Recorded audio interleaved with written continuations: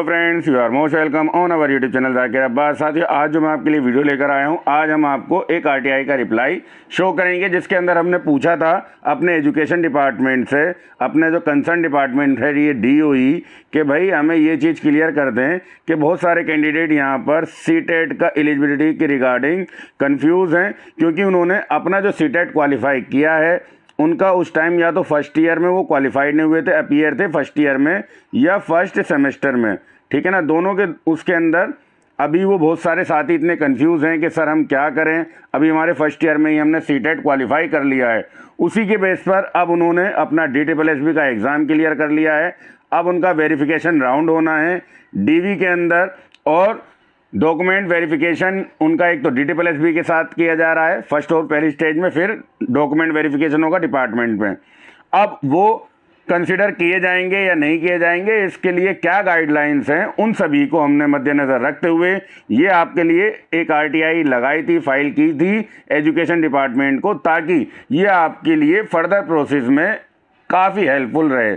इस रिगार्डिंग हमने ये कोशिश की थी। आइए मैं आपको दिखा देता हूँ साथियों, मैंने जो क्वेश्चन किए हैं। देखिए, हमने एक बेस ईयर माना है 2018 के बाद सीटेट के रूल जो बुलेटिन आ रहा है, सीटेट का गाइडलाइंस जो प्रोवाइड की जा रही हैं, उसके अंदर एलिजिबिलिटी क्राइटेरिया के अंदर थोड़ा सा अपडेट कर दिया गया है जो आता है। एक मैंने उसके बाद क्या रूल रहने वाले हैं आफ्टर 2018 और बिफोर 2018 सभी कैंडिडेट के लिए जितना हमसे हो सकता था हमने वो कोशिश की है। बिल्कुल क्लियर एग्जैक्ट पॉइंट हमने पूछे थे, ताकि वो आपको अगर उसका अच्छे से रिप्लाई वो करते, ठीक है ना, तो आपको बहुत बेहतरीन ये रहता डॉक्यूमेंट्स एक आपको फर्दर प्रोसेसिंग के लिए। चलिए, उन्होंने जितना भी किया उससे भी आपको बहुत हेल्प मिलने वाली है। एक लीगल ये डॉक्यूमेंट्स रहता है, मैं आपको बता देता हूं कि ये आपको एक लीगल डॉक्यूमेंट्स रहता है आरटीआई का रिप्लाई, जिसको आप चैलेंज कर सकते हैं यदि आपका डिपार्टमेंट इसको डिनाई करे। ठीक है, डिपार्टमेंट का ही रिप्लाई है, तो इसकी आपको अगर कॉपी अगर रिक्वायर्ड हो तो आप बता देना, मैं आपको इसको प्रोवाइड करा दूंगा। बाकी आपके लिए मैंने ये बनाया है वीडियो, आप अच्छे से देखिए। चलिए पहले देखते हैं क्या क्वेश्चन किए थे और क्या रिप्लाई आया है। देखिए साथियों, कोई कन्फ्यूज़न ना रहे, ये आरटीआई नंबर आपके सामने है, रजिस्ट्रेशन नंबर। आप इसके थ्रू भी इसको नोट डाउन कर सकते हैं और इसको आप प्राप्त कर सकते हैं इस आरटीआई के संबंध में, यदि कोई जानकारी आपको चाहिए तो। ठीक है, आइए साथियों देख लेते हैं वो क्वेश्चन जो हमने पूछे थे। हमने टोटल 5 क्वेश्चन किए थे डिपार्टमेंट से। जैसे फर्स्ट क्वेश्चन है उसको हम देख लेते हैं। If a candidate qualified his और हर सीटेट पेपर 1 या सेकेंड एग्जामिनेशन इन 2018 में while appearing in first year candidate in BEd या डीएड। देखिए, आपने बीएड कर रहे हैं, डाइट कर रहे हैं, बीएड कर रहे हैं, उसके अंदर यदि आप 2018 के अंदर थे, ठीक है ना, और आपने अपना सीटेट क्वालिफाई कर लिया था, और उसके बाद हम पूछ रहे हैं क्या will he CTET treated as valid document in directorate of education. Directorate of education के अंदर उसका ये डॉक्यूमेंट्स वैलिड रहने वाला है या नहीं। In the process of document verification for teaching job in Delhi government. Delhi government के अंदर जो आपका डॉक्यूमेंट वेरिफिकेशन होना है DSSB से या DOE से, वहाँ पर ये वैलिड रहेगा या नहीं अगर 2018 में आप फर्स्ट ईयर में थे। ठीक है, उसके बाद अगला क्वेश्चन क्या हमने किया है वो भी देख लेते हैं और समझते हैं। देखिए साथियों, एक एक पॉइंट को बारीकी से समझने की कोशिश कीजिएगा। जितनी मेहनत हमने की है आप भी उसको ऐसे ही समझें। सेकंड क्वेश्चन है, if a candidate qualified he set paper 1 same language है, ठीक है ना, 2018 में वाइल बिफोर 2018। यहाँ पर सिर्फ ऊपर तो 2018, यहाँ पर हमने पूछा है 2018 से पहले यदि उसने क्लियर कर लिया है तो क्या वो वैलिड रहेगा। और थर्ड पॉइंट के अंदर हमने आपको पता है कि हमने पूछा है कि वही अपेयरिंग है 2018 में। सेकंड क्वेश्चन के अंदर हमने बिफोर की बात करी थी कि अब बिफोर 2018 से उसने अपना पेपर करा है तो क्या वो वैलिड रहने वाला है या नहीं। और उसके बाद थर्ड पॉइंट के अंदर हमने इडोजियर के रिगार्डिंग कि जो डॉक्यूमेंट वेरिफिकेशन हो रहा है दिल्ली गवर्नमेंट का, उसका हमने मेंशन कर दिया था क्या इडोजियर में 2018 से पहले वाले कैंडिडेट वैलिड रहेंगे या नहीं। अगर वो फर्स्ट ईयर में अपेयर्ड थे, 2018 से पहले उन्होंने अपना एग्ज़ाम क्लियर किया था, क्या वो वैलिड रहने वाले हैं या नहीं। ठीक है, डोजियर बिल्कुल साफ साफ मेंशन कर दिया था। अब आगे हम देख लेते हैं जो फोर्थ क्वेश्चन हमने किया है। यहाँ पर हमने वही बात की है डॉक्यूमेंट वेरिफिकेशन की, ठीक है ना। बिफोर ऊपर तो क्या था 2018 में वो अगर अपेयरिंग है, और यहाँ पर बात की गई है बिफोर 2018 से पहले यदि वो था तो इडोजियर में उसको वैलिड माना जाएगा या नहीं। ठीक है। और जो फिफ्थ पॉइंट है, फिफ्थ पॉइंट के अंदर हमने आफ्टर की बात की है साथियों। 2018 या उसके बाद यदि आप अपीयर थे फर्स्ट ईयर या डीएड में, क्या आपका सीटेट को डॉक्यूमेंट वेरिफिकेशन को के अंदर जो डीवी होगा इडोजियर के रिगार्डिंग आपको टीचिंग जॉब में, उसको वैलिड माना जाएगा या नहीं।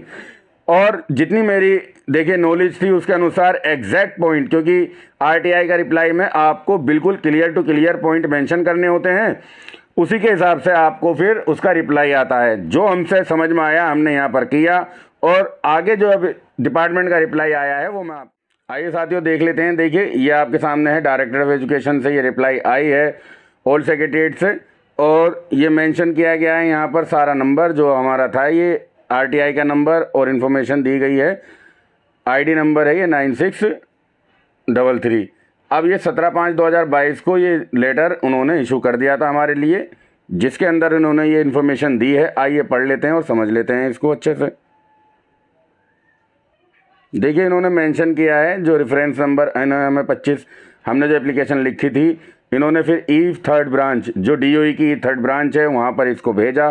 फिर उनसे जो इन्हें ये रिप्लाई मिला है 29/4/2022 को, उन्होंने आरटीआई एक्ट के तहत ये बताया कि ये जो आपके क्वेश्चन हैं ये आरटीआई एक्ट में नहीं आते हैं, फिर भी ठीक है हम इसके रिगार्डिंग अपील कर सकते हैं। और एक कॉपी देखिए यहाँ पर इन्होंने क्या कहा है कि हमने इसके साथ एक कॉपी भी लगाई है।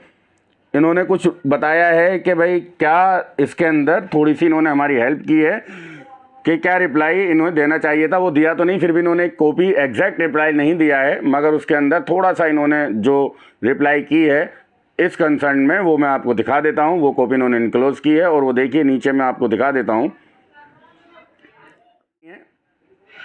एजुकेशन डिपार्टमेंट की तरफ से पहला ये है, देख लीजिए। यहाँ पर कहा जा रहा है जो क्वेश्चन नंबर हमने 1 to 5 पूछे हैं इनसे, suggestion clarification does not cover under section 2F नहीं होते होंगे। However the applicant is advise to see structure and content of CTET CBSE website. देखिए यदि मैं आपको किस लिए दिखा रहा हूँ, क्योंकि मैंने अपनी पुरानी वीडियो में आपको बताया था कि यदि हम सीटेट के कंसर्न के रिगार्डिंग, देखिए यदि आप सीटेट का कोई भी इशू है आपका तो वो आपको क्लियर करेगा सीबीएसई, ना कि डायरेक्टरेट ऑफ एजुकेशन। आपका सीटेट वैलिड है नहीं है, ये पावर सारी की सारी किसको है, सीबीएसई को। तो इस चीज़ को आप अच्छे से समझ लें कि यदि सीबीएसई की गाइडलाइंस के अनुसार आप एलिजिबल हैं देन आपको कोई भी किसी भी तरह की टेंशन नहीं लेनी है। देखिए जब आपका जो सीटेट करा रहा है सीबीएसई बोर्ड, अगर वो आपको वैलिड करार दे रहा है तो ये यहीं पर इन्होंने कह दिया है जो भी कंडीशन है प्रिस्क्राइब है किसके एलिजिबिलिटी क्राइटेरिया के रिगार्डिंग जो सीटेट मान रहा है आप उसको चेक कीजिए, और उसके बाद सीटेट के रिगार्डिंग edudel.nic.in पर जाइए और देख लीजिए। हमने edudel.nic.in पर गए और देखा वहाँ पर सीटेट के रिगार्डिंग अभी फ़िलहाल कोई ऐसा डॉक्यूमेंट्स नहीं है जो आपका एलिजिबिलिटी क्राइटेरिया डिस्क्राइब करता हो। लेकिन सीबीएसई के रिगार्डिंग, सीबीएसई के जो बुलेटिन आते हैं सीटेट के रिगार्डिंग वहाँ पर बिल्कुल क्लियर मेंशन है कि क्या रूल है और किसको एलिजिबल माना जाएगा किसको नहीं। ठीक है, ये मैं आपको दिखा देता हूँ ये भी, और आपके लिए जगह रिप्लाई करा है वो भी दिखा देते हैं। इसके रिगार्डिंग देखिए 1 to 5 इन्होंने कहा है कि भाई टीजीटी की जो वेबसाइट है edudel.nic और सीबीएसई गाइडलाइन फॉर सीटेट उसको देख लीजिए। तो हम सीबीएसई की गाइडलाइंस फॉर सीटेट है उसको देख लेते हैं, क्योंकि edudel.nic.in पर केवल और केवल 5% रिलैक्सेशन जो दिया जाता है रिजर्व कैटेगरी को, इसके अलावा सीटेट के लिए कोई भी वहाँ पर रूल नहीं है। ठीक है, तो अब सीबीएसई की गाइडलाइंस देख लेते हैं। चलिए देखिए साथियों, टेस्ट ये 2018 की बुलेटिन है जिसको हम आपको दिखा रहे हैं, और 2018 के बाद देखिए 2018 के बुलेटिन के बाद आपको सारे के सारे जो बुलेटिन नज़र आएंगे वो सेम टू सेम है, उनके अंदर कोई अपडेट नहीं है। मगर 2017 या पहले के आप बुलेटिन देखेंगे उनके अंदर थोड़ा चेंजेस है, इसलिए जो भी मैंने आपको दिखाया है एलिजिबिलिटी क्राइटेरिया के रिगार्डिंग जो आपकी एलिजिबिलिटी रहेगी उसके लिए आपको इस गाइडलाइंस को फॉलो करना है जो कि मेंशन है यहाँ पर इनके लिए। ठीक है ना, आप अच्छे से देख सकते हैं, सारे रूल मेंशन हैं इनके, ये कंटेंट है इसके अंदर, आप देखिए। और मैं आपको सीधा ले चलता हूं एलिजिबिलिटी क्राइटेरिया के लिए, क्योंकि हमें इतना यहाँ पर नहीं देखना है। मिनिमम क्वालिफिकेशन यहाँ पर एलिजिबिलिटी आपको दिख रही होगी, ठीक है। देखिए यहाँ पर 6 पॉइंट के अंदर इन्होंने कहा है the following person are eligible, सीधा सीधा लिखा हुआ है आप सीटेट के लिए एलिजिबल हैं। और यदि सीबीएसई आपको एलिजिबल मान रहा है तो आपको फिर कोई ज़रूरत ही नहीं है कोई भी शंका रखने की अपने दिमाग में, ठीक है। पेपर 1 के लिए कौन कौन एलिजिबल है एक बार देख लेते हैं, पेपर 2 के लिए कौन कौन एलिजिबल है उसको भी आप अच्छे से देख लीजिए। देखिए यदि आपके सेकेंडरी में 50% नंबर हैं और आपने 2 ईयर का डिप्लोमा कर लिया है तो आप एलिजिबल हैं। फिर ये कह रहा है सीनियर सेकेंडरी में यदि 45% भी नंबर हैं और 2 साल का डिप्लोमा आपने एनसीटी रिकॉग्नाइज्ड बोर्ड से किया है तो भी एलिजिबल हैं। थर्ड ये कह रहा है यदि आपने डीएलएड 4 साल वाला कर रखा है, बीएलईएड, तो वो आप एलिजिबल हैं, ठीक है ना। 50% नंबर मगर होने चाहिए। फिर ये कह रहा है 50% तो आपके हों 12वीं में और उसके बाद आपने 2 साल का डिप्लोमा कर रखा हो स्पेशल एजुकेशन में, तो भी आप पेपर 1 के लिए एलिजिबल हैं। स्पेशल टीचर भी, उनके लिए भी 50% नंबर होने चाहिए। और ग्रेजुएशन, यदि आपने ग्रेजुएशन कर रखी है और अपेयरिंग है इन फाइनल ईयर और 2 ईयर डिप्लोमा, ठीक है, तो आप एलिजिबल माने जाएंगे। देखिए यदि आपने ग्रेजुएशन कर रखी है, इस चीज़ को समझें, यदि आपने ग्रेजुएशन कर रखी है तो आप एलिजिबल माने जाएंगे किसके लिए, डिप्लोमा यदि आप कर रहे हैं, फाइनल ईयर में हैं, सेकंड ईयर में, तो आप एलिजिबल माने जाते हैं सीटेट के लिए। पेपर 1 की बात थी ये, ठीक है। पेपर 1 के अंदर जो रूल थे वो मैंने आपको बता दिए। आप इस बुलेटिन को अच्छे से पढ़ना और समझना, इसका स्क्रीनशॉट ले लीजिएगा और अच्छे से इसको पढ़िएगा साथियों। आपके लिए जो हमने ये जो चीज़ मैं दिखा रहा हूँ इसका स्क्रीनशॉट लेकर अच्छे से समझ अपने आप को सेटिस्फाई करिएगा। फिर इसी तरह ये सेकंड है, सेकंड के लिए आप क्या क्या एलिजिबिलिटी हैं आपकी, क्या नहीं है, इसका भी आप स्क्रीनशॉट ले सकते हैं और अच्छे से फिर इसको पढ़ सकते हैं। फिर भी मैं आपको एक बार क्लियर करके ये बता रहा हूँ, ठीक है, एक बार समझ लीजिएगा, फिर उसके बाद आपकी भी जिम्मेदारी है उसको समझिएगा। देखिए ग्रेजुएशन कर रखा है आपने, ग्रेजुएशन और पास और appearing in final year 2 year diploma, आपने ग्रेजुएशन कर रखी है और आप पास हैं या अपेयर हैं 2 साल के डिप्लोमा में, तो आप एलिजिबल हैं पेपर सेकंड के लिए। अभी आपने ग्रेजुएट बीएड की कोई जिक्र नहीं है यहाँ पर, ठीक है ना। यदि आपने सिर्फ ग्रेजुएशन कर रखी है तो आप एलिजिबल माने जाते हैं 6ठी से 8वीं तक के लिए। 2 ईयर डिप्लोमा है आपका, ठीक है। अभी बीएड की बात नहीं हो रही है, केवल और केवल डाइट और डिप्लोमा की बात हो रही है साथियों। इस चीज़ को ध्यान से समझिएगा। यदि आपने डिप्लोमा या डाइट कर रखी है, उसके साथ ग्रेजुएशन आपने कर रखी है, तो आप एलिजिबल हैं 100%। कोई आपको डाउट नहीं रहना चाहिए इस चीज़ के रिगार्डिंग। रिटर्न डॉक्यूमेंट दिखा रहा हूँ मैं आपको, ठीक है। और उसके बाद ग्रेजुएशन में आपके 50% मार्क्स हैं, ठीक है। ऊपर सिर्फ ग्रेजुएशन की बात हो रही थी, यहाँ पर आपकी कोई ऐसी बात नहीं हो रही थी कि कितने % चाहिए, ठीक है। अभी हम आगे जो देख लेते हैं, ग्रेजुएशन में 50% मार्क्स कह रहे हैं और ये फर्स्ट ईयर आप अपेयरिंग है, यहाँ अपेयरिंग फर्स्ट ईयर बैचलर 50% के साथ ग्रेजुएशन के बाद यदि आप अपेयरिंग हैं इन फर्स्ट ईयर बैचलर एजुकेशन, 1 साल वाला जो आपका बीएड होता था उसके अंदर अपेयर हैं तो आप वैलिड हैं। तो 1 साल वाले जो भी साथी हैं जिनका बीएड अभी 1 साल का था और उन्होंने उसी साल अपना सीटेट कर लिया है, तो वो 100% श्योर रहे हैं, वो एलिजिबल हैं, ठीक है। फिर ग्रेजुएशन आपके 50% हैं, ठीक है, 45% हैं और आप फर्स्ट ईयर बैचलर डिग्री में बीएड में थे, तब भी आप एलिजिबल माने जाएंगे, कोई डाउट ना रहे इसके लिए। और सीनियर सेकेंडरी और इक्विवेलेंट 50% से आपने कर रखा हो और आपका बीएलएड, ठीक है ना, आप फाइनल ईयर में हो जो आपका बीएलएड होता है, तो भी आप अपेयर माने जाते हैं 50% के साथ। ये 4 साल का जो कोर्स होता है बीएलईएड का, यदि आप उसके फाइनल ईयर में हैं तो भी आप पेपर सेकंड दे सकते हैं, ठीक है साथियों। और देखिए सीनियर सेकेंडरी आपने 50% से कर रखा हो और आपके जो स्पेशल ये कोर्स होते हैं बीएईएड, बीएससीईएड और 4 साल का डिप्लोमा जो आपको मैं बता रहा था, उनके आप फाइनल ईयर में हैं तो भी आप एलिजिबल हैं। और ग्रेजुएशन 50% के साथ पास हैं और फर्स्ट ईयर अपेयरिंग में हैं बीएड स्पेशल एजुकेटर, ठीक है ना, तो आप फर्स्ट ईयर बीएड 1 साल का जो बीएड था उसके अंदर आप अपेयर थे तो भी आप एलिजिबल हैं, ठीक है। अब बात आ रही है कि भाई जो चेंजेस है जो साथियों के दिमाग में, तो इसको अच्छे से समझ लें। Any candidate having qualified BEd programme, having जिसके पास है qualified BEd programme recognised by NCT is eligible to appear in CTET, ठीक है। अगर आपने बीएड कर लिया है तो आप एलिजिबल हैं 100%, कोई डाउट ही नहीं है। As per the existing TET guidelines circular vide number इन्होंने दे रखा है 11/2/2011 को आया था। ये person who is pursuing any of the teaching, देखिए यहाँ पर आप इस चीज को अच्छे से समझिए, जो भी पर्सन है वो टीचिंग एजुकेशन कोर्स को परसुइंग कर रहा हो, अभी क्लियर नहीं किया है कौन से ईयर में है, ये भी बात नहीं की गई है।